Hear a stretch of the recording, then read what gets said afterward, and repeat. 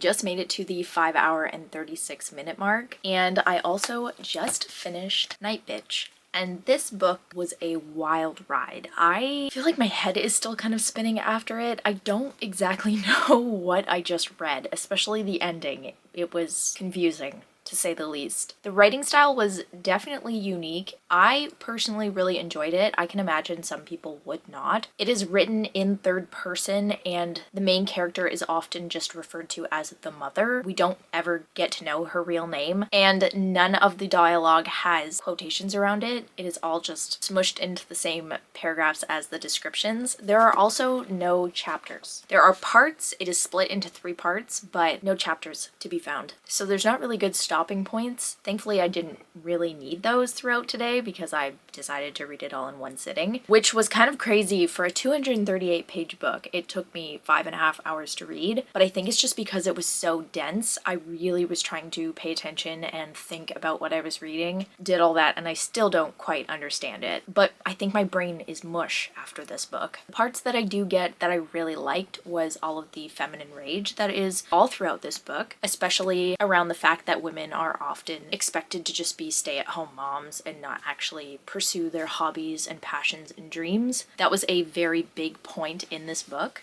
Oh my gosh, you're silly. Something I really did not like about this book, that I feel like a lot of people would not like about this book, is there is a lot of animal abuse and cruelty throughout it, including a bunch of animal death.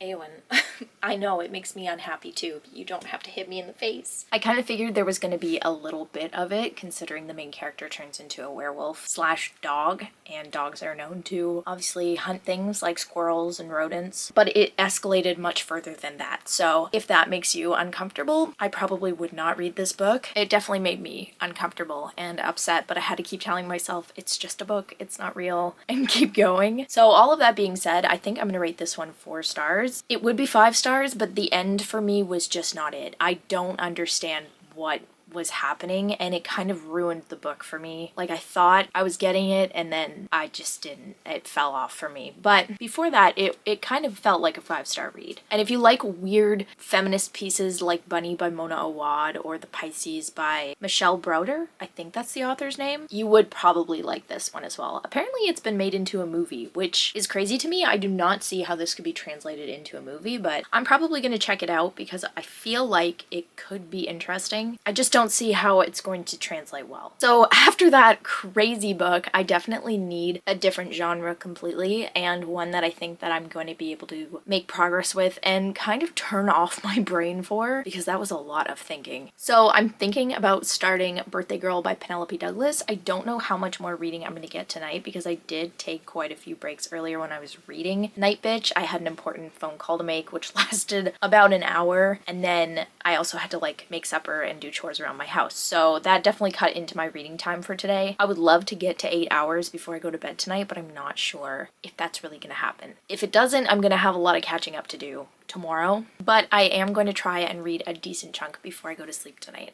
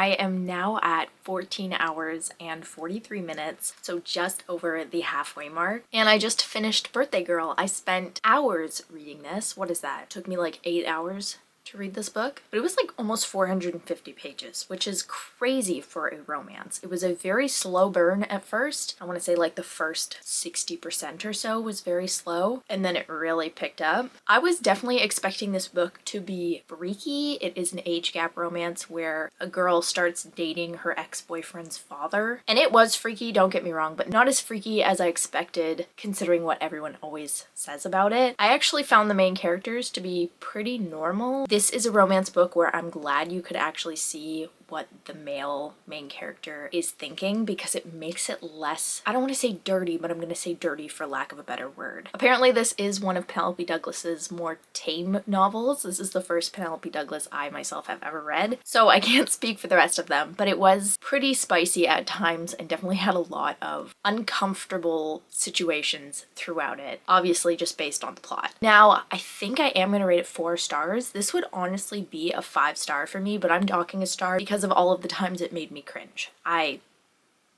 just can't rate it 5 stars with all of the cringe. But other than that, it was a lot of fun. I think it was a great book to pick for a 24-hour readathon because it was chunky, but it was also a very quick read, and it was nice to read after Night Bitch because I could just turn my brain off and go with the flow. There wasn't a lot of thinking involved, which is something I definitely needed after Night Bitch. I guess the goal now would be to read for like at least another hour, so then tomorrow I only have 8 more hours to go. I do not know how people read 24 hours straight because I read 6 hours straight and I'm ready to fall asleep. I think after that though, I need a little pick-me-up and a quick little read, and that is where A Man and His Cat Volume 2 is gonna come in. This should not take me very long to read. It's gonna be, I think, just an instant little serotonin boost, which would be great and kind of put me back on track. I'm not really sure what I'm going to be in the mood for after this one, but I'm going to spend the next 20 to 30 minutes, maybe a little bit longer, reading this one, and then we'll see from there.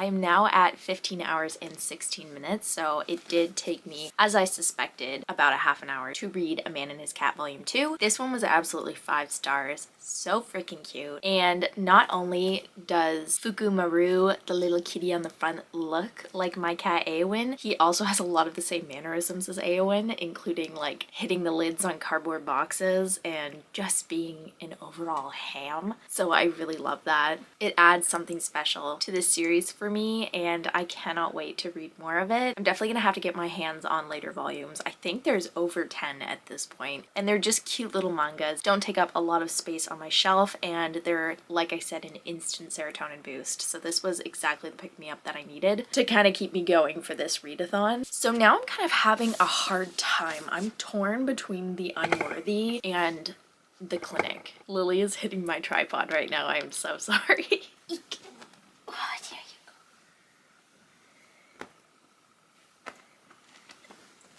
No, okay. I really want to read a thriller, so The Clinic I feel like would be great for that. It also looks like it's probably gonna deal with less thinking on my part, which I also would not mind, but it is a chunky book again, like 450 pages.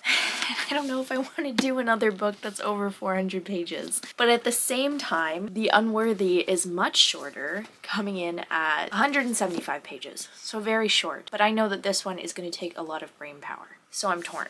You know what? I'm gonna read the first line of each book and go with whatever one intrigues me the most. Also, I think this book is about a rehab, not an asylum, so that's my bad. So this one's first line is, "The clinic was usually loud at night." Okay. And the first line of The Unworthy, someone is screaming in the dark. They're both very similar. Things are happening at nighttime where people are loud. You know what? I think I'm gonna go with The Unworthy because looking at the clinic now, I feel like I'm probably going to do a vlog dedicated to reading thrillers or something like that sometime soon. So I think this would be perfect for that if I don't end up getting to it for this readathon. And considering how long it's been taking me to read books, I probably will not get to it. So I am gonna go with The Unworthy because I don't see myself incorporating this into a reading vlog anytime in the near future, and I do really want to get to it. It's been on my shelf for far too long considering how excited I've been for it. I don't know how much of it I'm going to get to tonight though. Part of me wants to read for another 45 minutes and I am going to try to, but I also don't want to read it right before I go to sleep because I have a feeling it's going to be scary. And I don't really want that to be the last thing I think about before closing my eyes tonight. So we'll see. I'm going to at least start it right now and then maybe try to get to like at least page 20 or 30 before I go to bed tonight.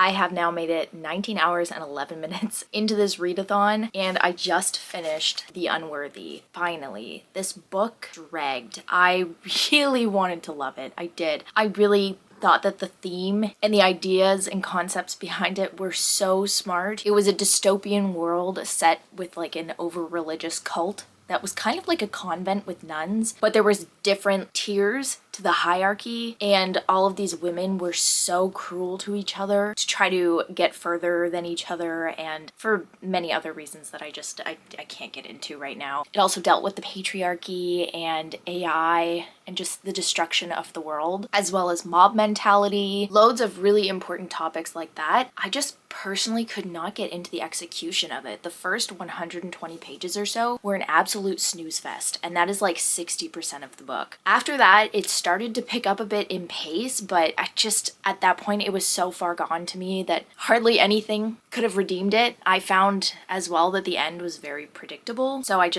can't in good conscience give this a good rating. It's 2 stars. I deeply considered DNFing it, but I thought, you know what, I'm gonna give it a fair chance because the end of Tender is the Flesh made that whole disgusting book worth it. This book was just not it for me. I'm so sad about it too because I love weird fever dream books, and this felt like that, only just too drawn out and yet not filled with enough information all at the same time. My dislike towards this book is all over the map, honestly. I will also say can you please stop doing that? Can you stop? I don't know why this has happened to me again, but this one also has a lot of animal cruelty and death in it. So once again, if you're sensitive to that, I don't recommend picking this one up. I almost threw the book across the room when one of the animal cruelty scenes takes place. It was just not necessary. I get it's horror, I get it, but why do we always have to kill animals?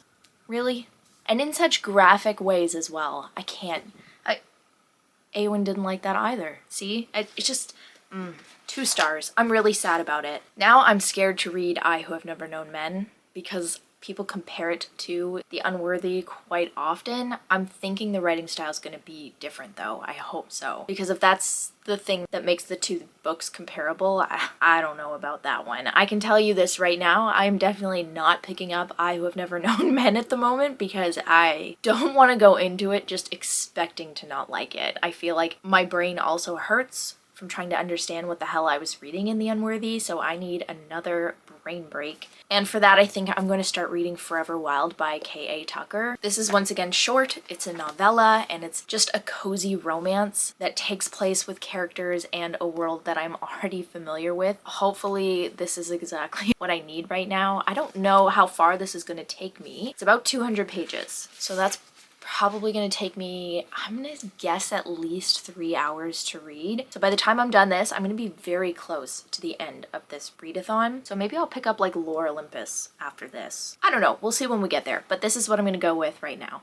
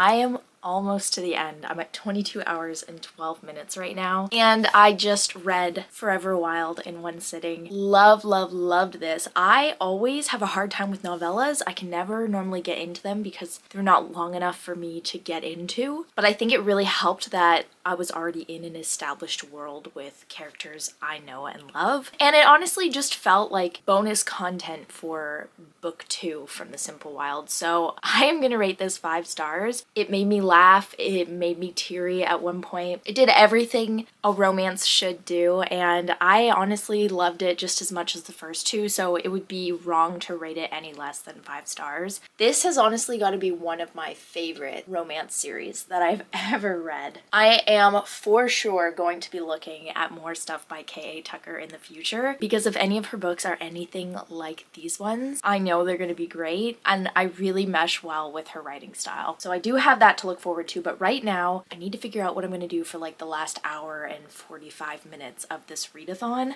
I'm kind of torn because there's not much left of my TBR to choose from. Obviously, I still have the clinic. I don't think I'm going to start reading this. I do think I'm going to save it for a different vlog. I also still do not think that my brain is ready for another potentially hard read. I have read 2 very confusing and intense books in the last like 2 days, so the brain needs a break, and I think that this would definitely be the wrong move right now. So that leaves me with Volume 9 of Lore Olympus and Galatea by Madeline Miller. Galatea is only like 100 pages, I think.